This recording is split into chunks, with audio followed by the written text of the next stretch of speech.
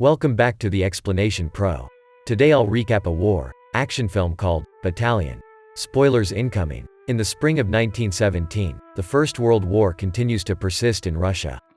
A lieutenant arrives at the city of Pittsburgh, where a coachman tells him how the city is completely in chaos ever since Kerensky had been in charge.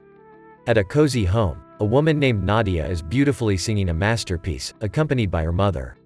Their practice is interrupted by their servant, Froska, who rushes to give Nadia a letter from the front. She excitedly opens up the letter, but to her surprise, the letter states that her fiancé, Petya, had been heavily injured in the war. The only remains of Petya inside the letter is his medallion.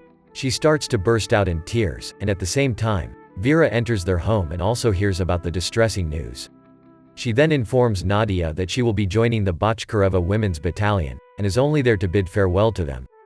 As she leaves, Nadia also desires to follow Vera to the war, without any hesitations. Nadia's mother tries to stop her and bribes Froska to take care of her in the war.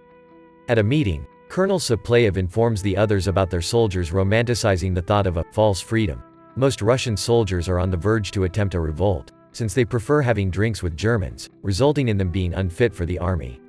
Kerensky is furious about Sapleyev's report, and so he introduces to them the Bachkareva Women's Battalion under his command. He states that the purpose of this is to raise the morale in the army. He then passes the job to General Polovtsev and commands him to oversee the women. Soon enough, news about the women's battalion spreads, and hundreds of women voluntarily sign up to be a part of it. One particular woman named Dusia is being rejected by a soldier to her being overweight. This annoys Dusia and triggers her to show her great strength by bending a metal poker. This incident is seen by Maria Bachkareva, the one who will be in charge of their battalion, and she instantly appoints Dusia to be her deputy. Adding to their battalion, the general's daughter named Natalia wishes to partake as well. After being examined, women now face a dreadful and painful thing a woman can do to herself. All women are required to completely cut their hair, with a few of them immediately backing out, and most of them being brave enough to do it. Maria then formally introduces herself and her comrades to the remaining women. And later that day, Galina starts a fight between women. Seeing this, Natalia stands up for what is right. Unfortunately, as they ask Dusia for help, she sides with Galina.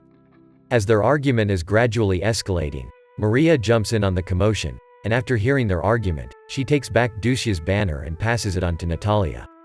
As the dawn breaks, Maria wakes them all up, for them to prepare for their first training as soldiers. With long runs and difficult obstacles, Natalia experiences stomach cramps frequently. Each day passes by, and they start to get used to their obstacles, with their stamina and strength gradually building up. While they continue with their training, Maria suddenly calls out Natalia and Galina. She instructs them to hit each other, however, Natalia refuses. As Galina continues to hit her and Maria keeps on pressuring her, she eventually snaps and attacks Galina. Maria then does this to the other women, and hell broke loose as all of them fight one another, as part of their training. At night, Galina sees Evdokia sneaking out to see his lover, who is also a soldier. Knowing about this, she tries to ask permission from Maria the following day, in hopes for her to also meet her lover. Unfortunately, Maria declines her request, which infuriates Galina. Out of anger, she blurts out that Evdokia had been doing it every night. Knowing that she is a snitch, Maria punches her to the ground. Galina continues to pursue Maria, and even requests to create a committee that can give them freedom and equality. Hearing this, Maria then punches her again and chases her out so that she can get the freedom that she wants outside of the army. The following day, Nadia's mother comes to meet with Maria and requests Nadia's leave.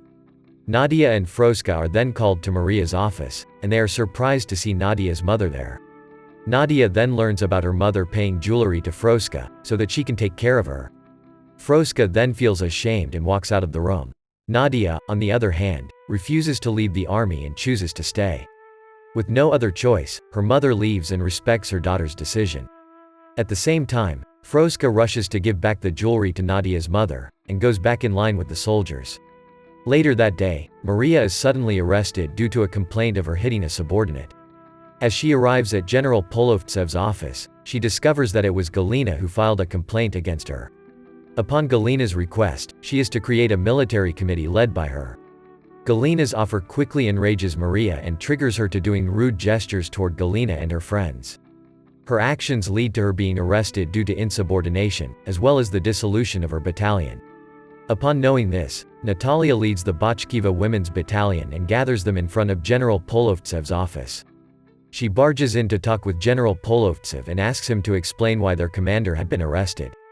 He refuses to answer, which leaves the battalion patiently waiting for him to release their commander.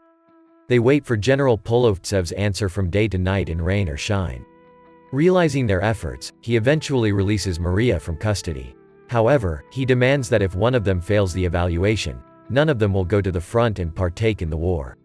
At night, Natalia's servant Serafima cries aloud and attracts the attention of the others. Maria then asks Natalia about her problem, to which she admits that she is pregnant. Maria has no other choice but to let her leave the army and live to raise her child. She then instructs all women to line up, and thank Natalia for protecting them.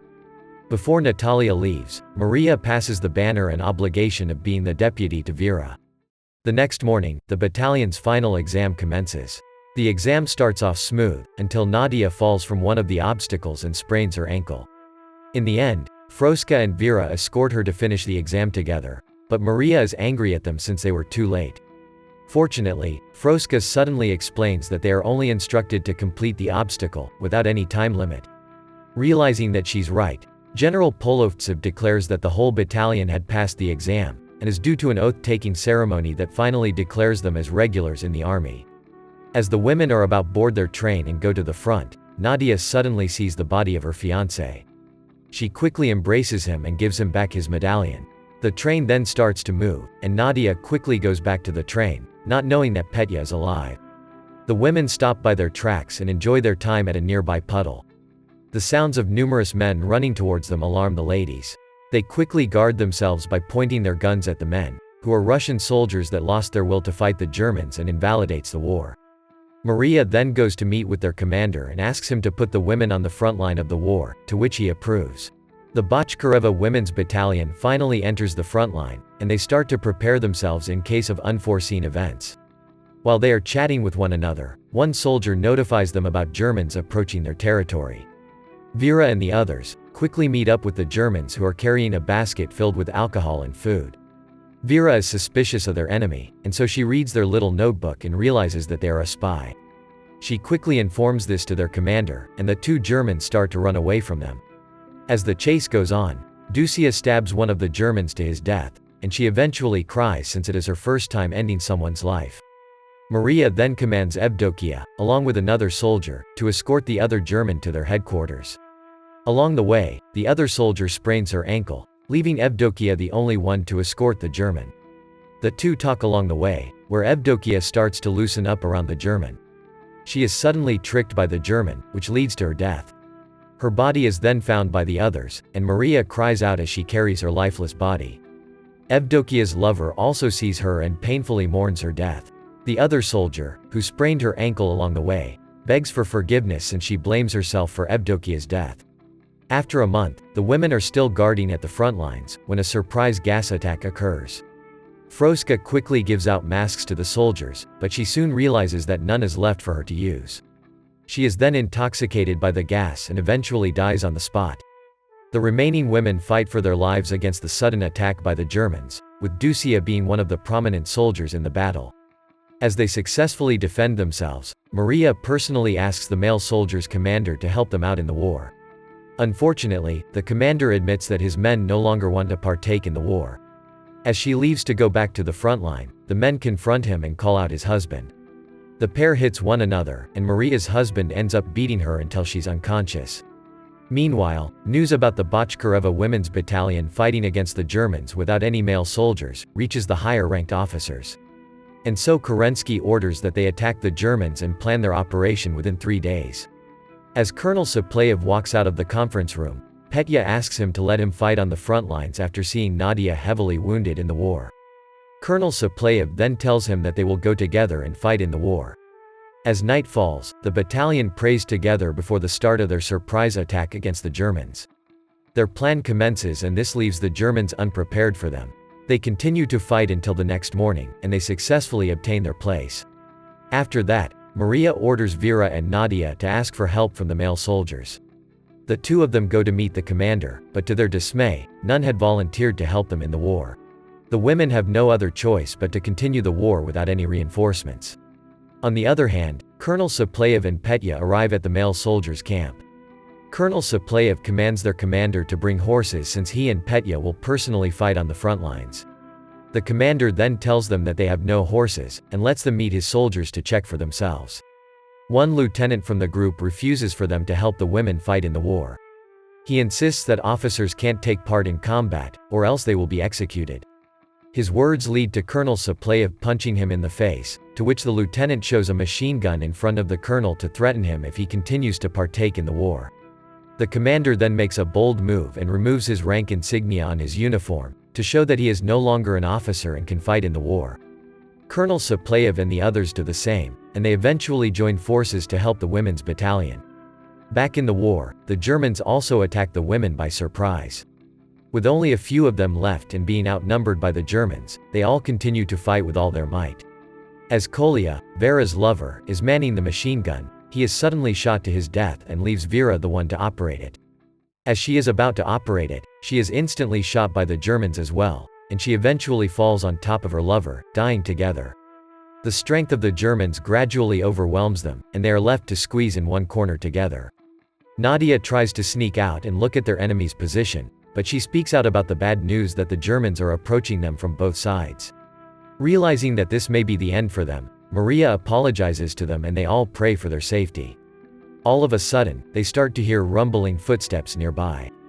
God had answered their prayer, to which Colonel Supleyev and the other soldiers are there to back them up from the Germans. This marks the end as well as the last battle of the Bochkareva Women's Battalion. The film is based on the true story of the Bochkareva Women's Battalion in Russia, where brave women volunteers to fight in the war, despite the gender discrimination that they continue to experience in the army. Thank you so much for watching. If you enjoyed this video, please hit the like button and also subscribe my channel for more videos like this. See you in the next video.